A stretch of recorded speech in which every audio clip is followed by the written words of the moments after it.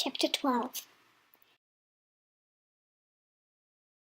It's been again some time since I wrote the last chapter in my diary, mostly because I was trying to get out and enjoy sun and avoid staring to the computer long hours. But yesterday something big happened, and it wasn't good at all. Yesterday I had an appointment at the police station regarding that event at the parking lot when I was sitting in B-Boy's car, begging him to make a good change finally.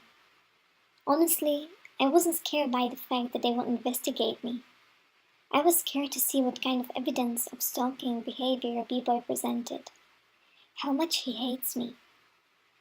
I was at the address earlier because I wanted to look professional and ready, but there was no police station at that address and I realized that I'm in the wrong street.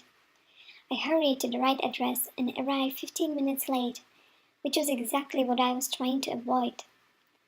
Police officer and my translator were approximately the same age of 50. Policewoman was much wider and stronger. I was a bit out of my comfort zone that I couldn't speak English and that I have to wait until my translator will finish the translation from my native language to the local one.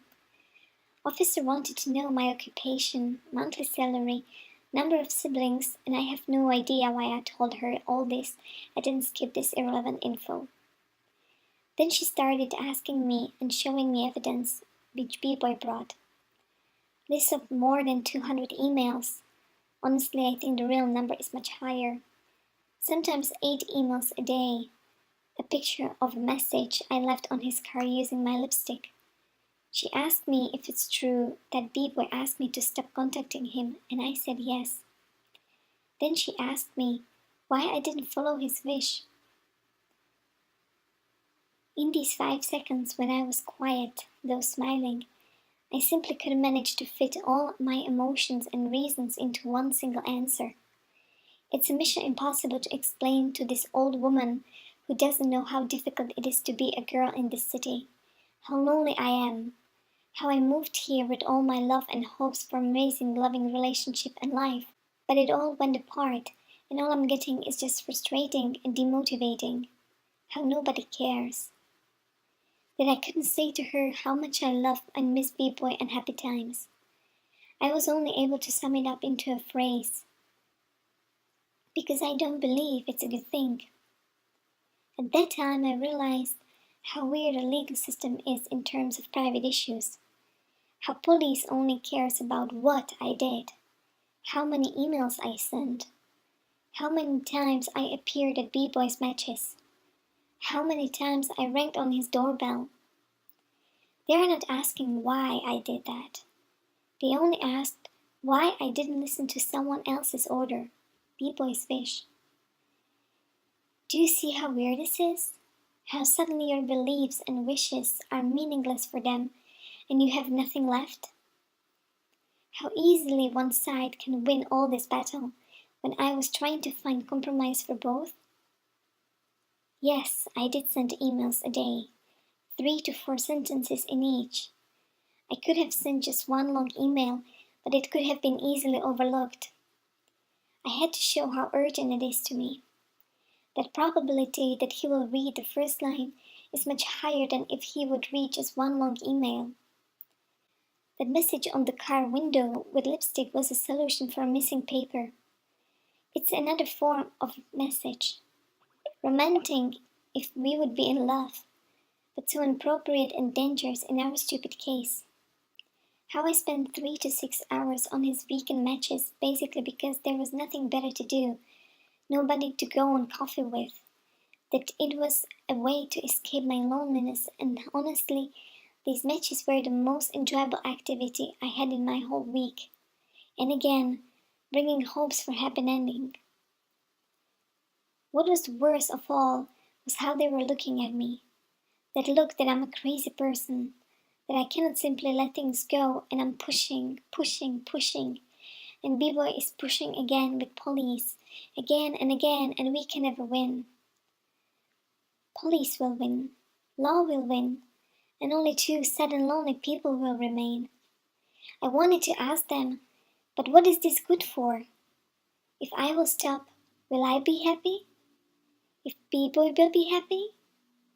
Will we all live in peace?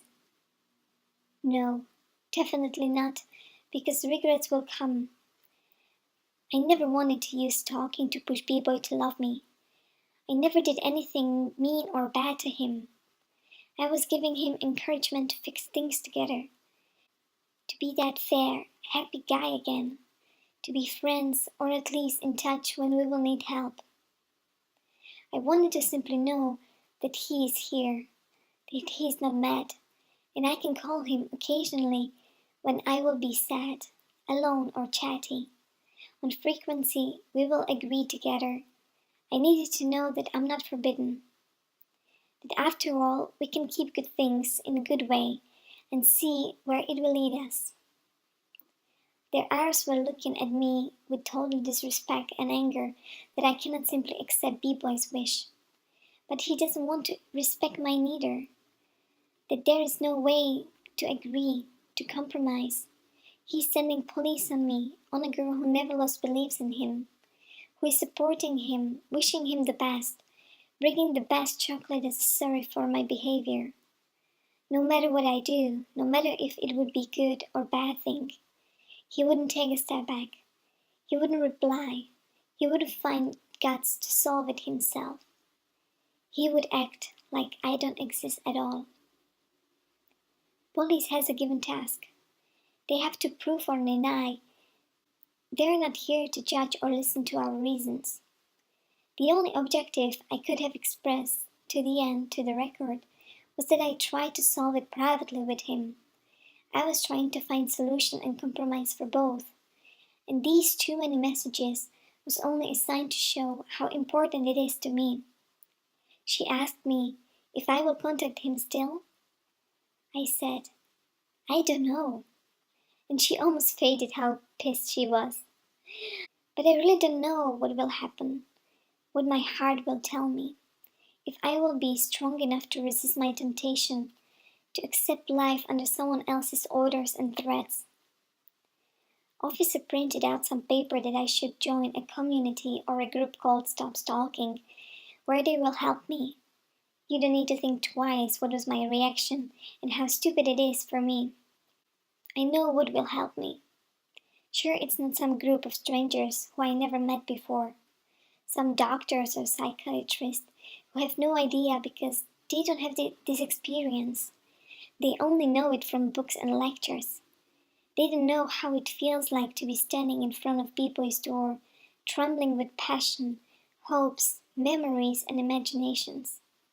I told my story to strangers already, to these two guys I slept with. I told my story to my flatmate, to my best friend Dave. I talked to many people about how sad I am about our shitty situation with B-Boy, but it didn't help me. It won't help me to talk about it. I have to do something to fix it. I know that I'm the only person who can help myself. I got to the train to get back to work and I was holding my tears. My head was filled with threats, legal consequences, my family who doesn't know anything about this shit. I was thinking about B-Boy and if he's gonna be happy that he might finally get rid of me. I opened up my laptop and my boss called me on Skype, shared his screen with me and was showing me a chart with goals and bonuses for this month. And I didn't care at all, looking at tasks with priority numbers, bonus values and gross, how many extra and little money I can make if I fulfill all of these. I wanted to run away and never come back. I wanted to scream that I don't care about some virtual digital tasks, which will make me sleepless nights, which will make me to work harder for what? For that little money? Lonely work from home office or busy co-working space?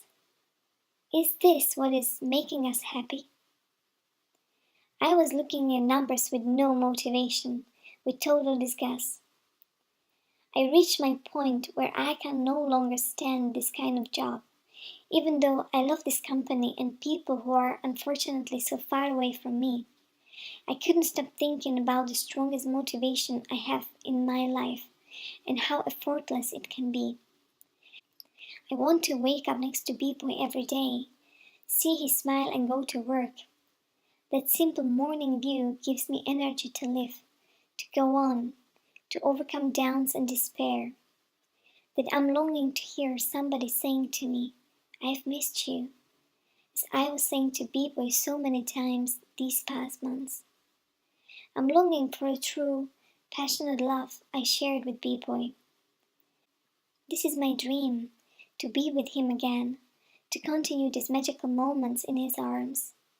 But wish much closer to the reality would be a simple fact that I can wake up in the morning and know that he forgave us how we screwed up. That I know we're okay. He won't call police on me, and possibly he will be happy that I call for him from time to time.